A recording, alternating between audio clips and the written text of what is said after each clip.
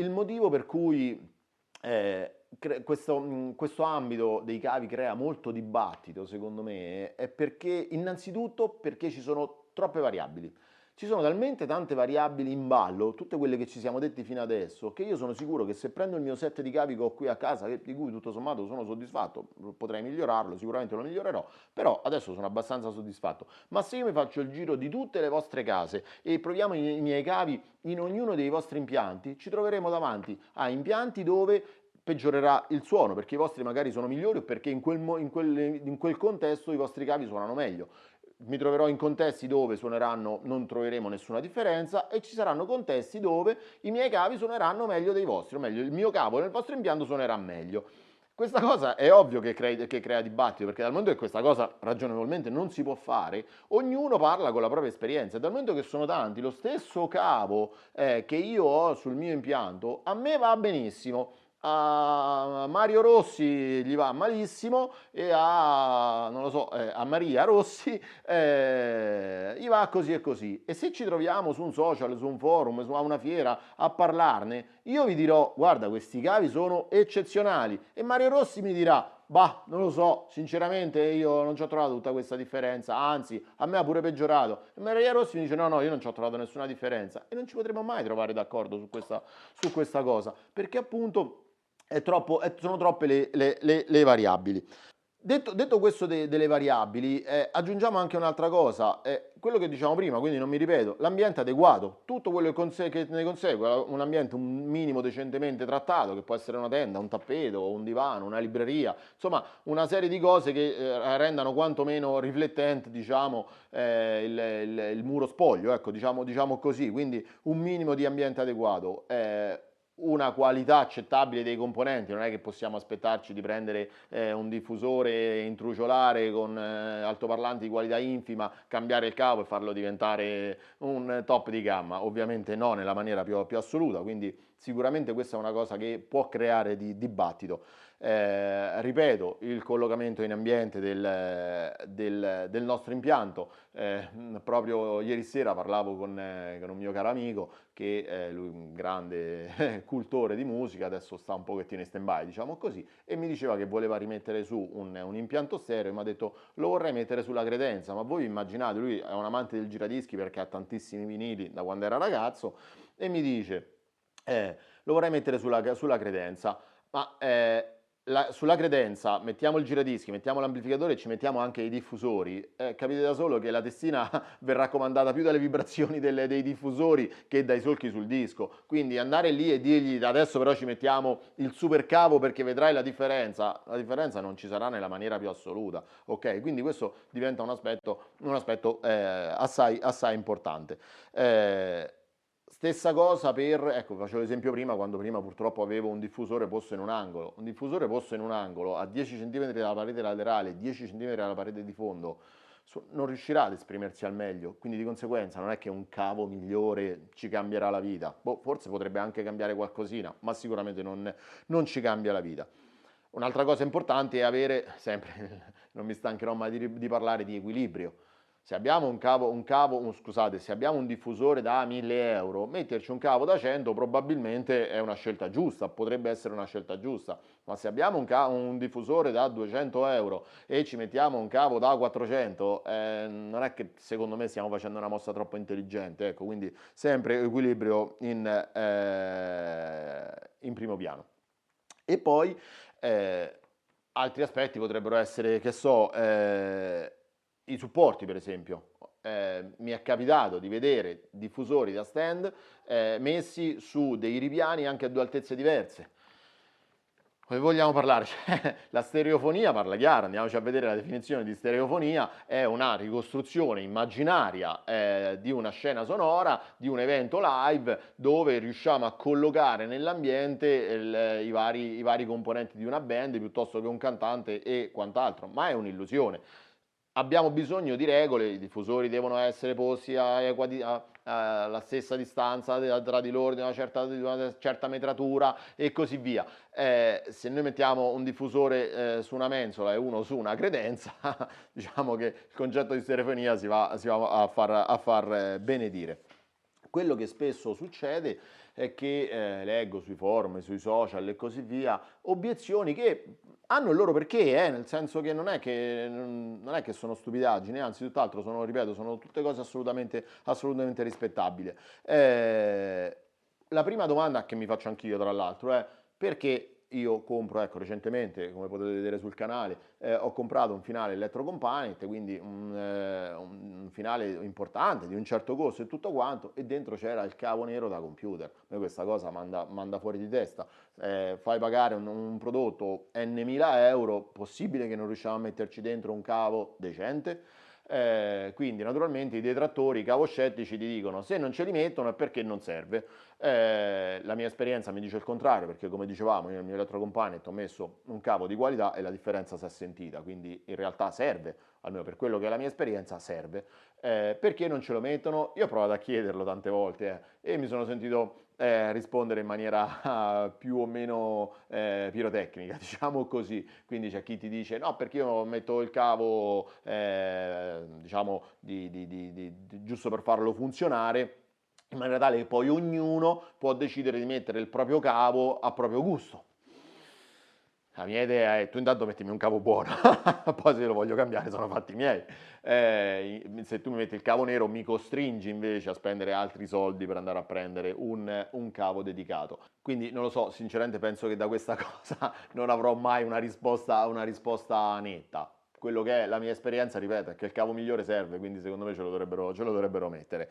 Un'altra cosa, spesso si dice i chilometri di linea elettrica che abbiamo fuori e che arriva alle nostre case sicuramente raccoglie l'ira di Dio dei disturbi, dei rumori e quindi di conseguenza che senso ha mettere l'ultimo metro di cavo di qualità quando tutto quello che sta a monte è un cavetto da 2,5 nella migliore delle ipotesi di sezione, a 2 mm e mezzo di sezione, è inutile metterne poi un cavo da 4 mm. Sì, può avere il suo perché come cosa, però ripeto, il cavo che passa dentro al muro per esempio è già schermato di suo dal muro stesso, quando esce fuori dalla presa comincia a raccogliere disturbi ambientali, ma nel caso del cavo d'alimentazione secondo me più che raccogliere può fare danni. Perché? Perché i campi elettromagnetici che genera, i rumori che genera intorno al cavo, quando passa vicino, se passa vicino a un cavo di segnale, potrebbe andare a disturbare il cavo di alimentazione, potrebbe disturbare il cavo di segnale. Quindi quella potrebbe essere uno dei motivi per cui io trovo delle differenze tra una soluzione e l'altra.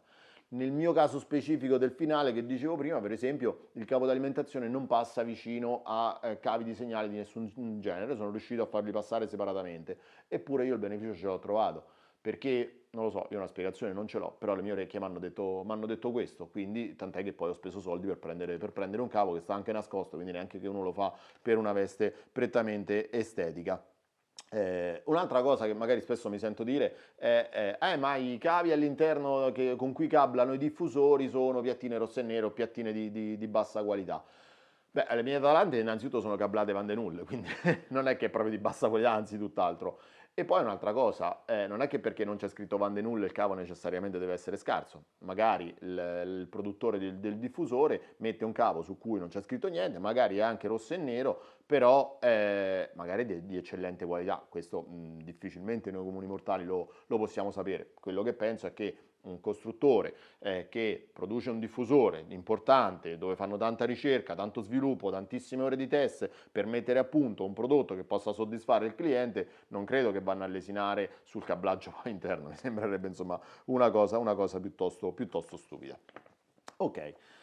Come sempre sono andato lunghissimo, però è un dibattito, è un argomento che mi piaceva trattare perché ce l'ho particolarmente a cuore, perché ripeto, vengo dall'essere caposcettico, cioè io pensavo che il tempo, l'esperienza, le prove sul campo mi hanno detto che mi sbagliavo e quindi volevo condividere con voi questa cosa. Quindi andiamo alle considerazioni finali. Innanzitutto, quanto spendere per un cavo? Eh, io penso che quando uno ha speso tra il 7 e il 10% del costo del componente, quindi un diffusore da 1000 euro, un cavo da 100, abbiamo fatto ampiamente il nostro dovere. Quantomeno per metterci a riparo, perché ripeto, magari non sempre sul momento si riesce a cogliere una differenza che poi magari invece col tempo avremmo colta, magari con più attenzione e così via. Perché? Perché a volte succede che uno mette un cavo diverso, accende e sente la differenza. Allora dici, bravo, fatto un bel acquisto. A volte accendi e la differenza uno non la sente. Magari poi nel tempo resta che non la sente, quindi magari non abbiamo fatto un buon acquisto. A me è successo assolutamente. Oppure, per esempio, è successo che ho ascoltato una cosa per qualche settimana anche, e poi dopo, visto che il cavo insomma è una cosa semplice da rismontare e rimettere il vecchio, e quindi ho rimesso il vecchio. E quando ho rimesso il vecchio, il nostro cervello tende a cogliere meglio i peggioramenti che i miglioramenti, almeno il mio quantomeno. E quindi quando poi ho rimesso quello vecchio ho detto bene sì, in effetti quello nuovo suonava meglio, però magari ho impiegato anche qualche settimana, insomma, ecco, quindi non sempre sono così lampanti. Eh, una cosa da tenere in considerazione è che una volta che abbiamo messo un buon cavo all'interno del nostro impianto, metterne un altro, magari di pari categoria o magari anche superiore, non è detto che ci porti necessariamente dei miglioramenti, magari suona semplicemente in maniera diversa, oppure non ci troviamo proprio differenze, ci può stare nella maniera più assoluta. Una cosa sicuramente vera, una cosa da scrivere sulla roccia, una delle poche cose che possiamo scrivere sulla roccia, è che questa componentistica, appunto, essendo fine tuning, essendo a volte dei cambiamenti veramente sottili, vanno provati sul nostro impianto. Quando sento, no, ho ascoltato quel cavo in fiera, non me ne vogliate, ma io non ci credo. Cioè, io vado in fiera, ci vado da tanti anni, ascolto musica da decenni, un pochino penso l'orecchio di averlo allenato. Io come faccio ad andare in fiera? Ecco, adesso sabato prossimo andrò all'High Fidelity a Roma. Come posso entrare in una stanza e dire, ah, come suona bene questo cavo? In un ambiente che non conosco, un impianto che non conosco, magari anche musica che non conosco. Come faccio a dire che quel cavo suona bene? È una cosa che non... No, il cavo va provato nel proprio impianto, ecco, che uno lo conosce assolutamente bene. Come dicevamo, ci può anche essere che uno non coglie differenze perché magari non ci sono, e ci può stare, oppure magari non coglie differenze perché magari l'impianto in quella condizione non è in grado. Io se nel mio impianto metto un cavo buono, che so, da 500 euro, sicuramente troverò delle differenze col cavo che ho adesso. Ma se io metto un cavo da 50.000 euro, non è che sento il mio impianto e diventa, probabilmente le differenze non ce ne sentirò. Perché? Perché non è un impianto adeguato a quella categoria, quindi non necessariamente dobbiamo cogliere delle differenze. Perché? Perché dicevo, potrebbe essere una componentistica non adatta a quel tipo di cavo, dicevamo una disposizione in ambiente infelice, una poca conoscenza del proprio impianto. Io conosco gente che ha l'impianto stereo a casa e magari lo ascolta 2 ore al mese. Io penso che se uno ascolta 2 ore al mese un impianto, ma in generale per quello che sono tutte le cose che facciamo, se uno una cosa la fa 2 ore al mese, non si può ritenere un esperto. Non può dire io la conosco perfettamente. A me piace tanto la fotografia. eh, Prima o poi sul canale vorrei parlare anche di fotografia, se mai troverò il tempo. Sono un grande appassionato di fotografia. Io faccio fotografia in continuazione e tengo anche dei corsi di fotografia e lo vedo che le persone che scattano costantemente affinano la tecnica, affinano la sensibilità. Chi lo fa saltuariamente, quella sensibilità non l'affina, e questo vale in tutte le cose. In ambito hi-fi è stesso discorso. Se uno ascolta la musica 2 ore al mese, come può pensare di sentire una differenza sottile tra un cavo e l'altro? È assolutamente impensabile, non me ne vogliate, ma è così. Quindi poi attenzione ovviamente al fine tuning in generale, quello che abbiamo detto prima. Un altro aspetto importante, il disco che si ascolta per cogliere le differenze. Io l'altra sera riascoltavo, era un po' che non ascoltavo il CD, il Greatest Hits dei doppio degli Aerosmith. È una registrazione indecente, non me ne vogliono gli Aerosmith, io non so perché gli Aerosmith, una band come gli Aerosmith possano aver permesso una cosa del genere. Una registrazione veramente pessima. Pensare di cogliere le differenze tra un cavo e l'altro con un disco come quello è veramente una chimera. Servono delle buone registrazioni, dei brani che conosciamo particolarmente bene, in maniera tale che si riescano a cogliere appunto quelle differenze. Altra cosa, dicevamo, ascoltare poco, ma anche ascoltare in modo distratto.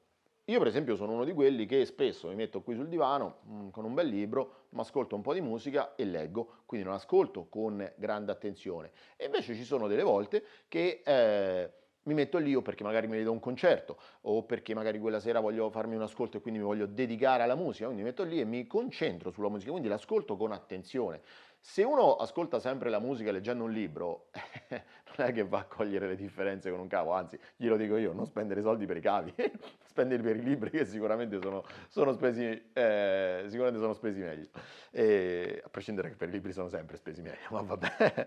Ok, e comunque, a conclusione di tutto, dobbiamo anche considerare che ci sono prodotti che non sono di qualità. Io infatti raccomando sempre di rivolgersi a brand affermati e comunque provare con le proprie orecchie, perché anche a me è successo in passato di prendere prodotti che non è che erano eccezionali come qualità, ecco, quindi di conseguenza le differenze poi uno non ce le coglie quando non addirittura ottiene dei peggioramenti. Eh, una cosa che voglio dire, che è un po' fuori dal mio modo di essere, perché io cerco sempre di essere, di mettermi in dubbio, ecco, diciamo così, quindi non penso di dire il verbo, non penso di avere la ragione assoluta, anzi tutt'altro. Però sul fronte cavi una cosa vorrei dirla, tra un cavo economico, tra un cavo veramente infimo e un buon cavo, la differenza c'è, punto. Poi magari la possiamo cogliere o non la possiamo non cogliere, ma la differenza c'è. Questo permettetemi di dirlo. Eh, Un'altra cosa che devo dire è che nelle giuste condizioni, naturalmente, non sempre si coglie la differenza nel senso di migliore o peggiore tra un cavo e un altro.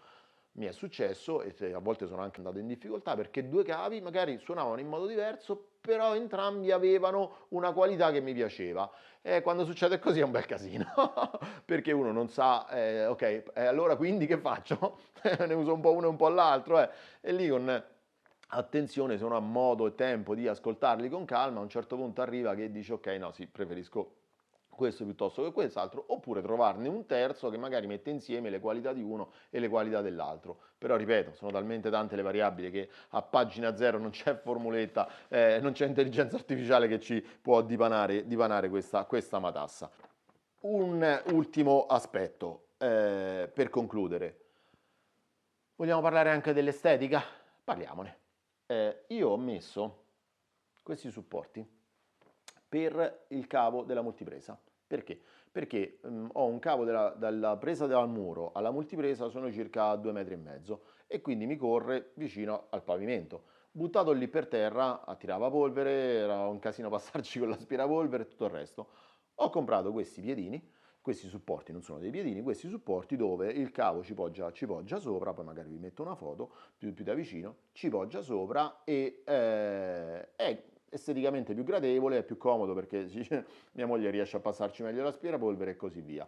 Migliora il suono? Ma qualcuno dice di sì, io sinceramente benefici non ce ne ho trovati, ve lo dico molto onestamente, sono carini, ricavati dal pieno, in alluminio, con il gommino sotto, insomma un bel prodottino, pagato poco, però esteticamente in effetti mi migliora la qualità del mio impianto esteticamente. Quindi miglioramento audio? No, però è più bellino e quindi l'occhio vuole la sua parte, c'è poco da discutere, insomma penso questo vale un po' in tutte le cose. Quindi, concludendo, sono andato esageratamente lungo. Il mio consiglio è quello sempre di provare sul proprio impianto, con la mente aperta, non facendosi condizionare perché l'ho pagato tanto, allora deve andare necessariamente meglio, l'ho pagato poco, quindi sicuramente è scadente. Io Ludic non la conoscevo, me l'hanno consigliata, l'ho provato e in effetti va molto meglio del cavo stock. Domani magari avrò la possibilità di provare un altro cavo e dirò sì, in effetti è migliore, è peggiore, è uguale, è migliore ma costa 4 volte tanto e quindi non ne vale la pena e così via. Però sempre provare sul proprio impianto. Anche se ci troviamo nella condizione di provare un cavo e non trovarci differenze o addirittura trovarci dei peggioramenti, io vi invito di non andare sui social a scrivere ah no, questo cavo fa schifo, perché magari non va bene nel nostro impianto, magari nell'impianto di 1000 altre persone potrebbe andare bene, ecco, quindi ripeto, è sempre una questione di variabili e molto molto soggettiva, ecco. Sicuramente l'ultima considerazione che vi invito a fare è quella dell'equilibrio. Ecco, non mi stancherò mai, divento noioso, lo so, però equilibrio è fondamentale. Cerchiamo di bilanciare sempre all'interno del nostro impianto le spese che facciamo, quindi andare lì e dire ok, ho speso 10 per un diffusore, spendo 1 per il cavo, ho speso 20 per l'amplificatore, spendo 2 per il cavo, ecco. Quindi essere sempre equilibrati e all'interno dell'impianto, se ho speso 10 per l'amplificatore, non spendiamo 2 per il diffusore o 100 per il diffusore, perché rischiamo di sbilanciarlo. Ok, detto questo ho finito, però vi voglio portare l'ultimo esempio, poi deciderò se tagliarlo in fase di montaggio, no? Allora, l'altra sera i miei figli mi hanno chiesto di fargli la pasta alla carbonara. Ora, io faccio una pasta alla carbonara, che devo dire, che è abbastanza buona, diciamo così. Ok, allora di solito a loro piace, quindi gliela faccio, ma gliela faccio dietetica, nel senso che magari invece del guanciale ci metto la pancetta, magari ci metto poco pepe e così via, insomma, quindi in maniera tale da fargli una cosa buona da mangiare, ma che non sia troppo pesante per le nostre vene, specie per quelle mie e di mia moglie. Eh, però e loro la apprezzano e la mangiano volentieri. Ora, l'altra sera tornavamo da Roma e il giorno volevamo andare a mangiare la carbonara ma poi in una taverna a Roma, ma poi tra una cosa e l'altra non ci siamo riusciti e quindi mentre tornavamo a casa in macchina gli ho detto stasera vi faccio una carbonara che vi faccio leccare anche le orecchie. E quindi sono passato al supermercato e ho comprato il guanciale al banco, ho comprato il pecorino romano, buono, ho comprato la pasta all'uovo perché a noi piace la carbonara con i tagliolini, lo so, non si farebbe con i tagliolini, ma a noi piace così, quindi ho comprato la pasta all'uovo e sono venuto a casa. Cosa ho fatto? Ho cucinato questa carbonara e a differenza delle altre volte ho preso e per esempio il grasso del guanciale, una parte del grasso del guanciale l'ho mischiato con le uova e poi il pepe l'ho tostato e il pecorino romano l'ho comprato buono e l'ho messo in mezzo alle uova e quindi ho fatto questa pasta, ho pastorizzato le uova, ho ripassato i tagliolini nella padella dove ho colto il guanciale e poi l'ho condito, tolto dal gas, ho aspettato un attimo e poi l'ho condito, quindi c'era una cremina eccezionale, un sapore che non vi dico e così via. E considerate che ho cotto mezzo chilo di pasta e quasi per me e mia moglie non ci esce perché i nostri due figli se la sono mangiata una buona parte. Ora, sono sempre io che faccio la carbonara, gli ingredienti più o meno sono quelli. I miei figli hanno apprezzato naturalmente perché? Perché gli ingredienti, tutte le varie parti hanno fatto la differenza e alla fine abbiamo avuto un prodotto decisamente buono, un po' meno per il colesterolo, ma va bene, una volta si può fare. Eh, ora io, che comunque loro conoscono la mia carbonara perché gliela faccio insomma con una certa frequenza, diciamo così. Io la cucino e quindi so bene come la faccio. Io colgo la differenza se tosto il pepe o no. Eh, perché? Perché conosco la mia carbonara. Quindi di conseguenza, se i miei figli, che comunque la mangiano con una certa frequenza, non dico no, però magari non si accorgono, si accorgono per esempio se metto il grasso del guanciale nelle uova oppure, no, oppure ci metto l'acqua di cottura e quindi magari specie il piccolo che è un pochettino più bacchettone, magari mi dice papà è un po' meno saporita rispetto all'altra volta o perché? Perché naturalmente l'acqua di cottura non è il grasso del guanciale. Però se tosto meno il pepe, per esempio i miei figli non se ne accorgono. Io invece che conosco come faccio la carbonara, se tosto il pepe lo sento perché il pepe tostato ha un profumo più forte. Quindi sempre lo stesso piatto, la stessa cucina, gli stessi ingredienti, lo stesso contesto, lo stesso tutto, la stessa tavolata, però io colgo una differenza che magari i miei figli non colgono. Se invito un mio amico da fuori, quindi in modo estemporaneo, a mangiare la mia carbonara, lui non lo sa come faccio la mia carbonara, quindi magari la assaggia e dice ah che buona, ma non è che sta lì a dire ha tostato il pepe, non ha tostato il pepe e quant'altro. Allo stesso tempo se invece invito uno chef, un 3 stelle Michelin, probabilmente mi picchia per come faccio la carbonara, come è giusto che sia. Ok, quindi questo per dire adesso, questo esempio non lo so, ripeto, non so se in fase di montaggio lo taglio o meno, però l'altra sera mentre preparavo preparavo la carbonara a casa, pensavo a questa similitudine con i cavi, no? Perché è così un po' in tutte le cose, no? Uno deve conoscere perfettamente il proprio contesto, il proprio sistema, il proprio ambiente o quello che sia, per poter dire, ah, se cambio questo, cambio... Se uno ha l'automobile e ci fa 1 chilometro al giorno dal lunedì al venerdì per andare al lavoro, 1 chilometro andare e 1 chilometro a tornare, beato lui.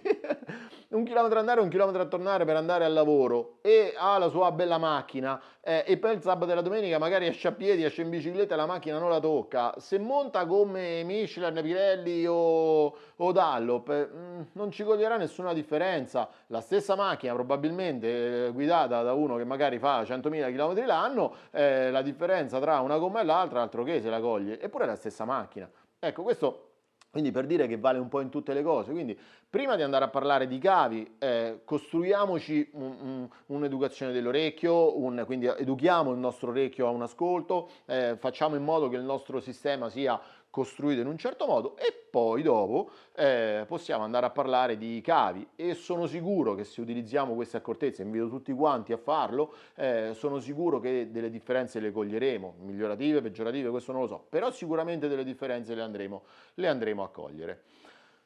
Ok, forse questa volta sono andato più lungo del solito, però era un argomento che ci tenevo particolarmente a trattare perché, ripeto, io ho fatto un po' tutto l'excursus, nasco caposcettico e nel tempo poi i fatti mi hanno dimostrato che sbagliavo, quindi ho dovuto fare un passo indietro, per fortuna.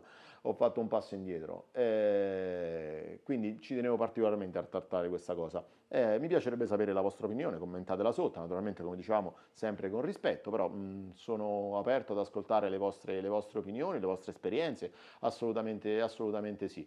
Se vi va iscrivetevi al canale, mi fa piacere, mi motiva a fare altri contenuti, a fare sempre meglio. Iscrivetevi al canale, mettete like e attivate la campanellina. Grazie a tutti per essere arrivati fin qui.